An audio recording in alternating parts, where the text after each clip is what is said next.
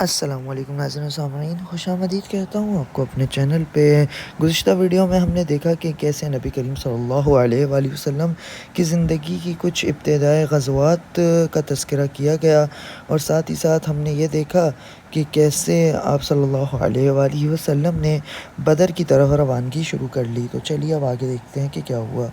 روحا کے مقام پر آپ صلی اللہ علیہ وآلہ وسلم نے لشکر کو گننے کا حکم دیا۔ گننے پر معلوم ہوا مجاہدین کی تعداد 313 ہے۔ آپ صلی اللہ علیہ وآلہ وسلم یہ سن کر خوش ہوئے اور فرمایا، یہ وہی تعداد ہے جو طالوت کے ساتھیوں کی تھی جو ان کے ساتھ نہر تک پہنچنے تھے۔ طالوت بنی اسرائیل کے ایک نیک مجاہد بادشاہ تھے۔ ان کی قیادت میں 313 مسلمان نے جالوت نامی کافر بادشاہ کی فوج کو شکست دی۔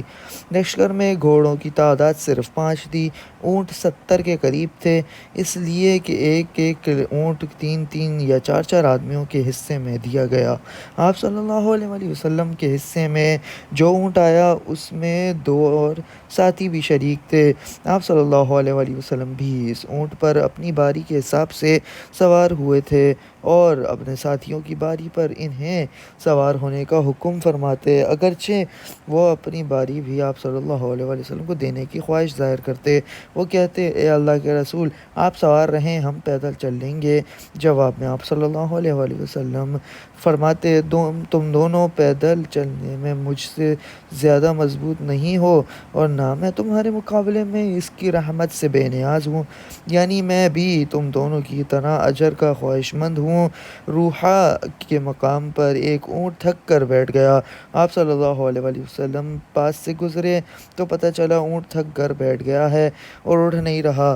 آپ صلی اللہ علیہ وآلہ وسلم نے کچھ پانی لیا اور اس کے سے کلی والا پانی اونٹ والے برتن میں ڈالا اور اس کے منہ میں ڈال دیا۔ اونٹ فوراً اٹھ کھڑا ہوا اور پھر اسے اس قدر تیز چلا کہ لشکر کے سارے ساتھیوں سے جا ملا۔ اس پر تھکاوٹ کے کوئی آثار باقی نہ رہے۔ اس غزوے کے موقع پر حضور اکرم صلی اللہ علیہ وآلہ وسلم نے حضرت عثمان غنی رضی اللہ تعالیٰ عنہ کو وہ مدینہ منورہ ہی میں جو ٹھہر گئے تھے حکم دیا تھا، اور وجہ اس کی یہ تھی کہ ان کی زوجہ محترمہ اور آپ صلی اللہ علیہ وآلہ وسلم کی بیٹی سیدہ رقیہ رضی اللہ تعالیٰ عنہ بیمار تھی۔ آپ صلی اللہ علیہ وآلہ وسلم نے حضرت عثمان رضی اللہ تعالیٰ عنہ سے فرمایا، تمہیں یہاں ٹھہرنے کا بھی اجر ملے گا اور جہاد کرنے کا بھی اجر ملے گا۔ اس موقع پر آپ صلی اللہ علیہ وآلہ وسلم نے مدینہ منورہ میں حضرت ابو لبابہ کو اپنا قائم مقام بنایا، طلحہ بن عبید اور سعید بن زید کو جاسوس کی ذمہ داری سونپی تاکہ یہ دونوں لشکر سے آگے جا کر قریش کی تجارتی قافلے کی خبر لائیں۔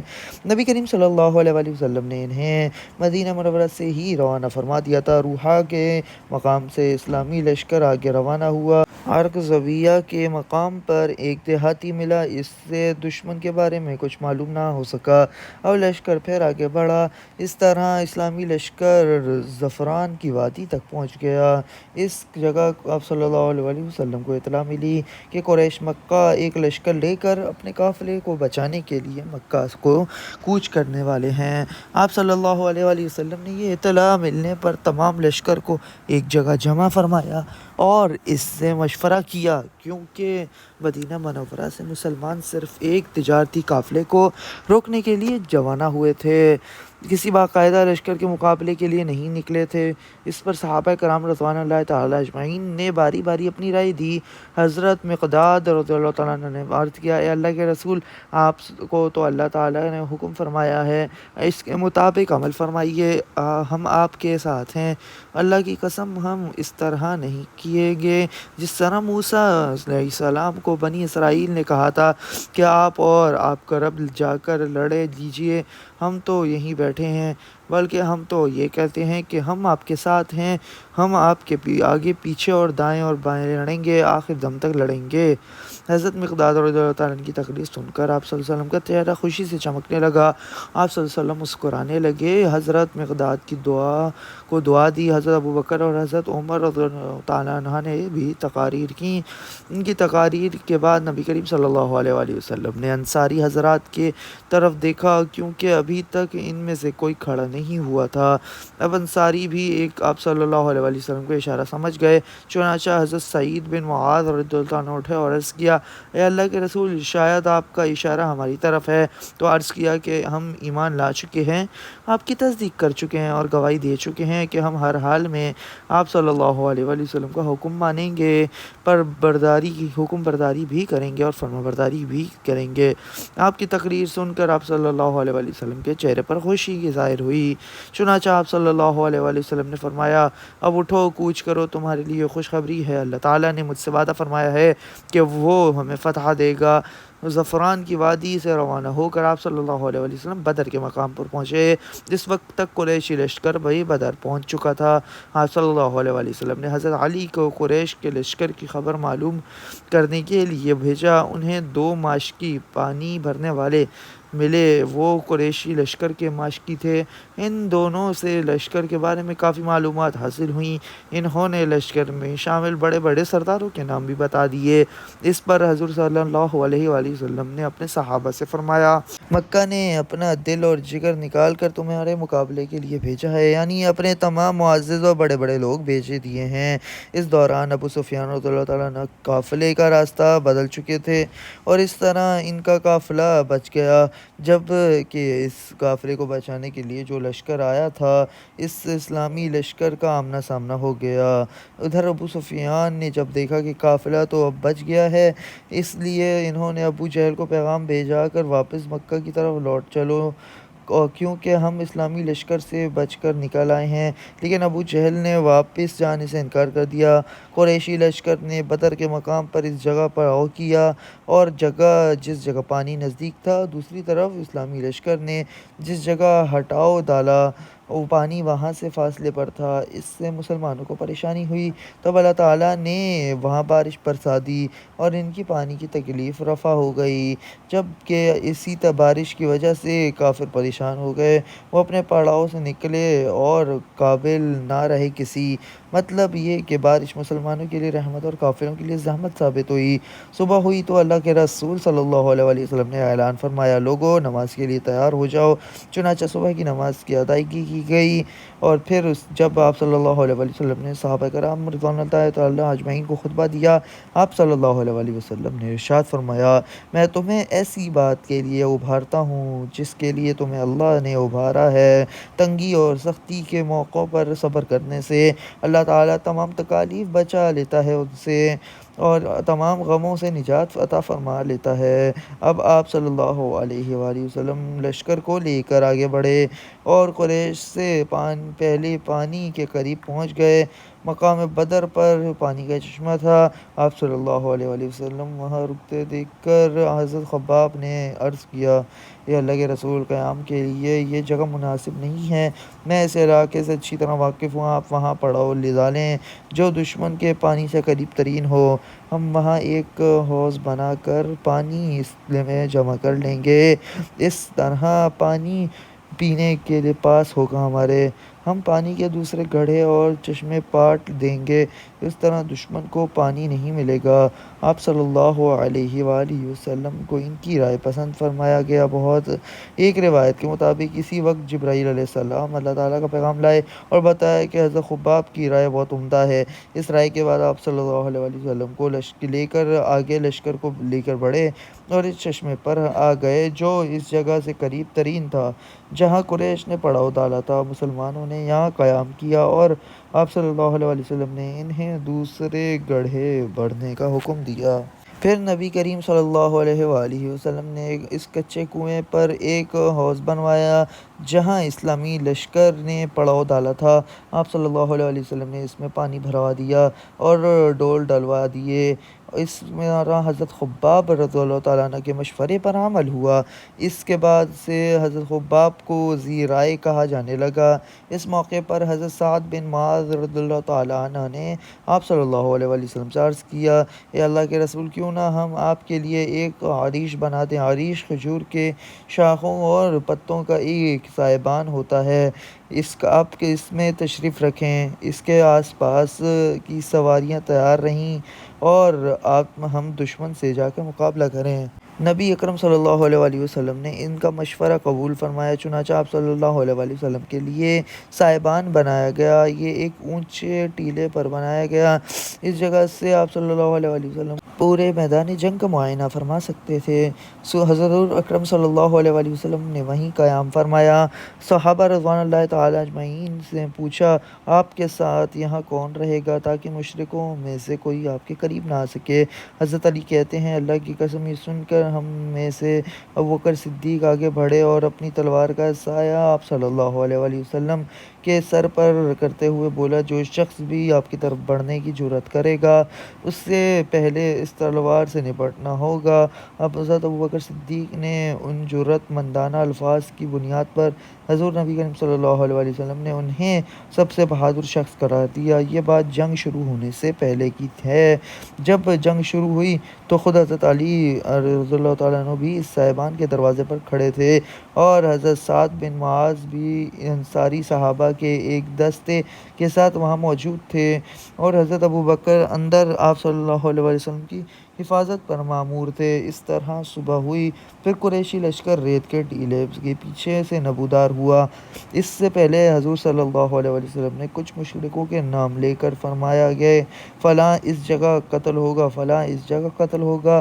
حضرت انس بن مالک فرماتے ہیں کہ جن لوگوں کے نام لے کر حضور اکرم صلی اللہ علیہ وآلہ وسلم نے فرمایا تھا کہ اس جگہ قتل ہوگا، وہ بالکل وہیں قتل ہوئے، ایک انچ بھی ادھر ادھر نہیں پڑے تھے۔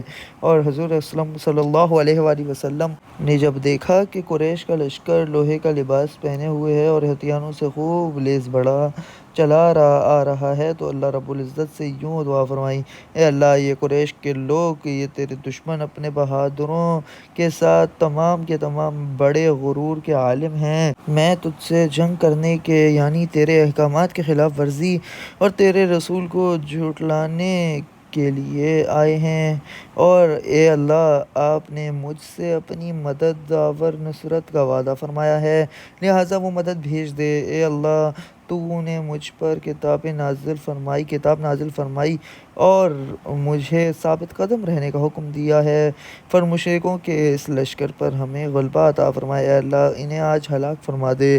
ایک اور روایت میں آپ صلی اللہ علیہ وآلہ وسلم کی دعا میں یہ الفاظ بھی آئے تھے، اے اللہ، اس امت کے فرعون ابو جہل کو کہیں پناہ نہ دے، ٹھکانہ نہ دے۔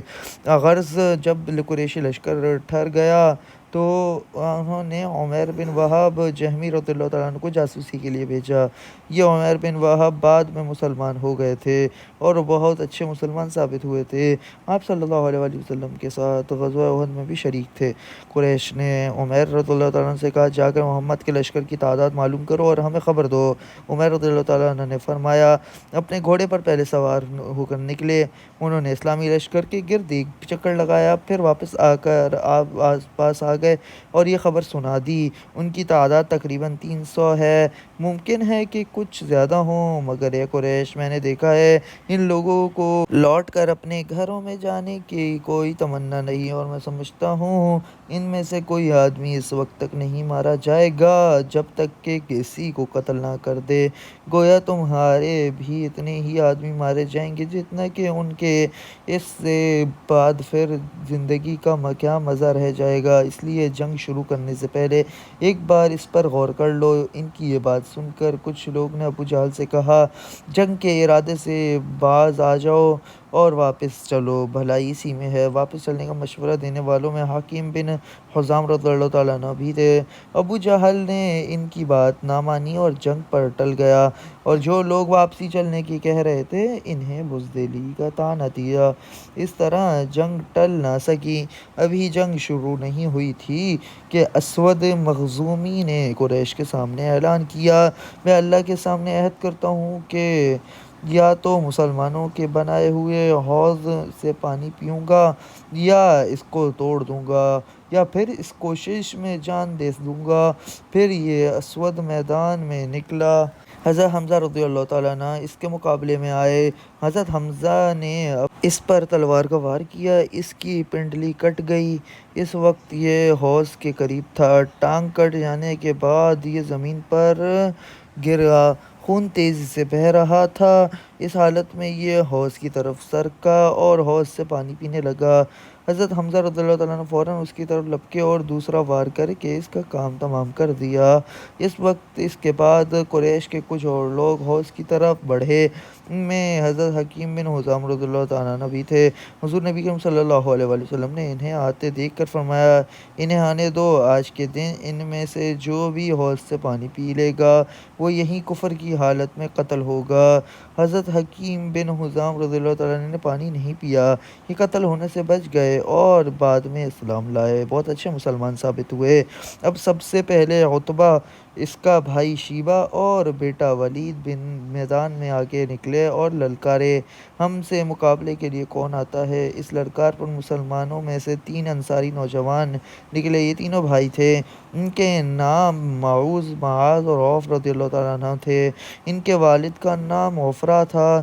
ان تینوں نوجوانوں کو دیکھ کر عتبہ نے پوچھا، تم کون ہو؟ انہوں نے جواب دیا، ہم انصاری ہیں۔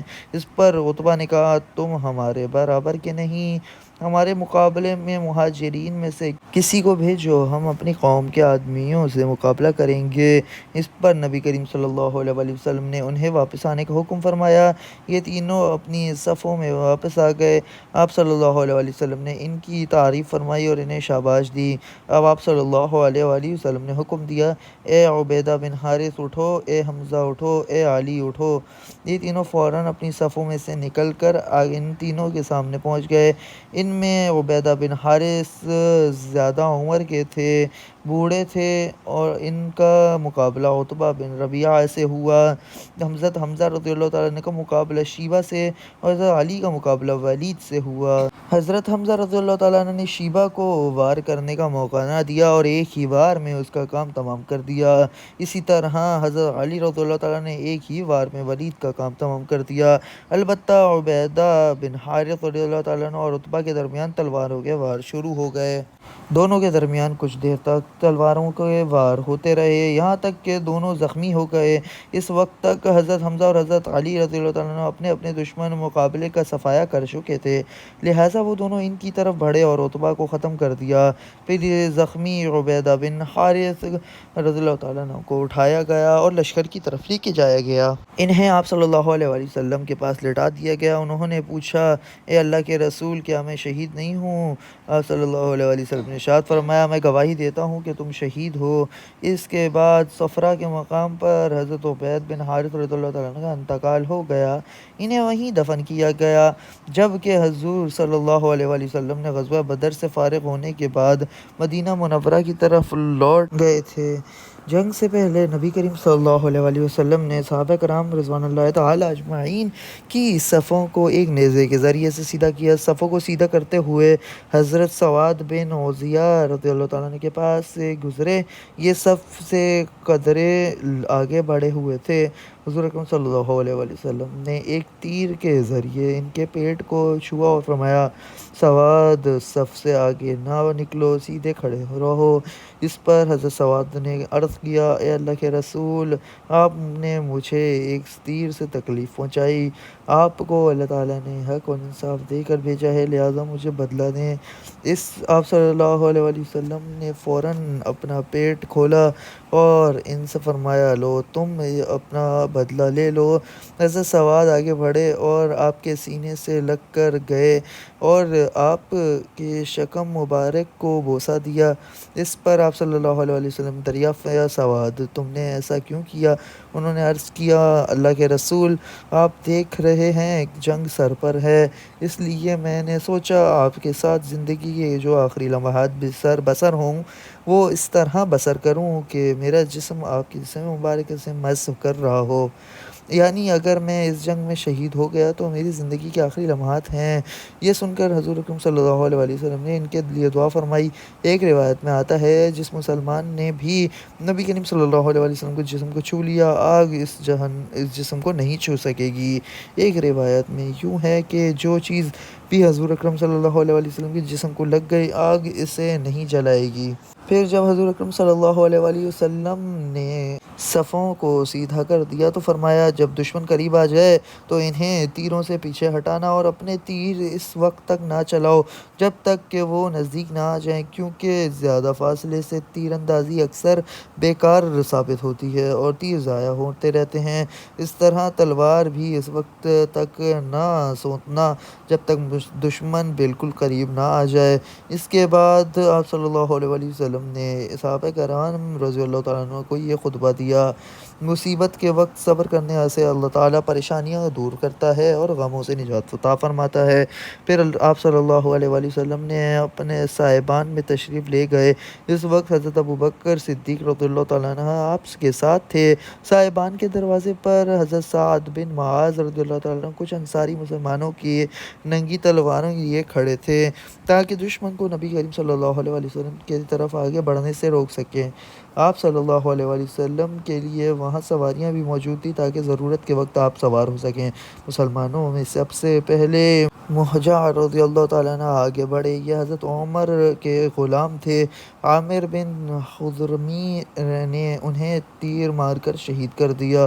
ادھر نبی کریم صلی اللہ علیہ وآلہ وسلم اپنے صاحبان میں اللہ تعالیٰ کے حضور سجدے میں گرے ہوئے یوں دعا کی: اے اللہ، اگر آج مومنوں کی جماعت ہلاک ہو گئی تو تیری عبادت کرنے والا کوئی نہیں رہے گا۔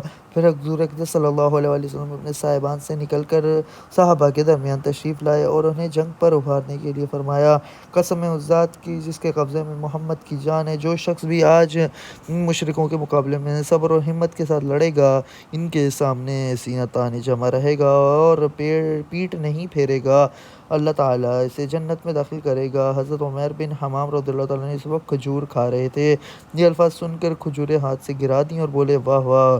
تو میرے اور میرے جنت کے درمیان صرف اتنا سا فاصلہ ہے کہ ان کافروں میں سے کوئی مجھے قتل کر دے۔ یہ کہتے ہی تلوار سونت کر دشمنوں میں بھڑ گئے اور لڑتے لڑتے شہید ہو گئے۔ حضرت عوف بن عفر رضی اللہ تعالیٰ عنہ نے آپ صلی اللہ علیہ وآلہ وسلم سے پوچھا: اللہ کے رسول، بندے کے کس عمل پر اللہ کو ہنسی آتی ہے؟ یعنی اس سے کہ کون سے عمل سے اللہ تعالیٰ خوش ہوتا ہے زیادہ؟ جواب میں آپ صلی اللہ علیہ وآلہ وسلم نے فرمایا: جب کوئی مجاہد زرہ بختر پہنے بغیر دشمن پر حملہ آور ہو۔ یہ سنتے ہی انہوں نے اپنے جسم پر سے زرہ بختر اتار کر پھینک دی اور تلوار سونت کر دشمن پر ٹوٹ پڑے، یہاں تک کہ لڑتے لڑتے شہید ہو گئے۔ حضرت معبد بن وہب رضی اللہ تعالیٰ عنہ دونوں ہاتھوں میں تلوار لے کر جنگ کے لیے شریک ہوئے۔ یہ نبی پاک صلی اللہ علیہ وآلہ وسلم کے ہم زلف تھے، یعنی ام المؤمنین حضرت سعودہ رضی اللہ تعالیٰ عنہ کی بہن کے خاوند تھے۔ جنگ کے دوران حضور اکرم صلی اللہ علیہ وآلہ وسلم نے ایک مٹھی کنکریوں کی اٹھائی اور مشرکوں پر پھینک دی۔ ایسا کرنے کے لیے حضور اکرم صلی اللہ علیہ وآلہ وسلم نے حضرت جبریل علیہ السلام نے کہا تھا۔ کنکریوں کو مٹی میں پھینکتے وقت حضور اکرم صلی اللہ علیہ وآلہ وسلم نے فرمایا: یہ چہرہ خراب ہو جائیں یہ چہرے۔ ایک روایت کے مطابق الفاظ آئے ہیں: اے اللہ، ان کے دلوں کو خوف سے بھر دے، ان کے پاؤں اکھاڑ دے۔ اللہ کے حکم اور حضور اکرم صلی اللہ علیہ وآلہ وسلم کی دعا سے کوئی کافر ایسا نہ بچا جس پر وہ کنکریاں نہ پڑی ہوں۔ ان کنکریوں نے کافروں کو بدحواس کر دیا۔ آخر نتیجہ یہ نکلا کہ وہ شکست کھا کر بھاگ گئے۔ مسلمان اس کا پیچھا کرنے لگے، انہیں قتل اور گرفتار کرنے لگے۔ کنکریوں کی مٹھی کے بارے میں اللہ تعالیٰ نے قرآن کریم میں ارشاد فرمایا: اور اے نبی، کنکریوں کی مٹھی آپ نے نہیں بلکہ ہم نے پھینکی تھی۔ سورہ انفال آیت 17۔ حضور نبی کریم صلی اللہ علیہ وآلہ وسلم نے کافروں کے شکست کھا جانے کے بعد اعلان فرمایا: مسلمانوں میں جس نے کافر کو مارا ہے اس کا سامان اسی مسلمان کا ہے، اور جس مسلمان نے جس کافر کو گرفتار کیا وہ اسی مسلمان کا قیدی ہے۔ وہ کافر جو بھاگ کر نہ جا سکے انہیں گرفتار کر لیا گیا۔ اس جنگ میں حضرت ابو عبیدہ بن جراح رضی اللہ تعالیٰ عنہ نے اپنے باپ کو قتل کیا۔ پہلے خود باپ نے بیٹے پر وار کیا تھا، لیکن یہ وار حضرت ابو عبیدہ رضی اللہ تعالیٰ عنہ نے خود کو بچا لیا اور خود اس پر وار کیا، جس سے وہ مارا گیا۔ اس پر اللہ تعالیٰ نے آیت نازل فرمائی: جو لوگ اللہ پر اور قیامت کے دن پر پورا ایمان رکھتے ہیں، آپ انہیں نہ دیکھیں گے کہ ایسے شخصوں سے دوستی رکھتے ہیں جو اللہ تعالیٰ اور رسول کے خلاف ہیں، اگرچہ وہ ان کے بیٹے یا بھائی یا خاندان میں سے کیوں نہ ہوں۔ ان جنگ کے میں حضرت عبد الرحمن بن عوف رضی اللہ تعالیٰ عنہ نے امیہ بن خلف اور اس کے بیٹے کو قیدی بنا لیا۔ اسلام سے پہلے مکہ میں یہ شخص حضرت عبد الرحمن بن عوف کا دوست رہا تھا، اور یہی وہ امیہ بن خلف تھا جو حضرت بلال کے بے تحاشا ظلم کرتا رہتا تھا۔ حضرت عبد الرحمن بن عوف رضی اللہ تعالیٰ عنہ ان دونوں کو لیے میدان جنگ سے گزر رہے تھے کہ حضرت بلال رضی اللہ تعالیٰ عنہ کی نظر امیہ بن خلف پر پڑی۔ اب آگے کیا ہوا اس جنگ میں، اس کو جاننے کے لیے لائک، شیئر، سبسکرائب، فالو اور کمنٹ کیجیے گا۔ جزاک اللہ الخیر۔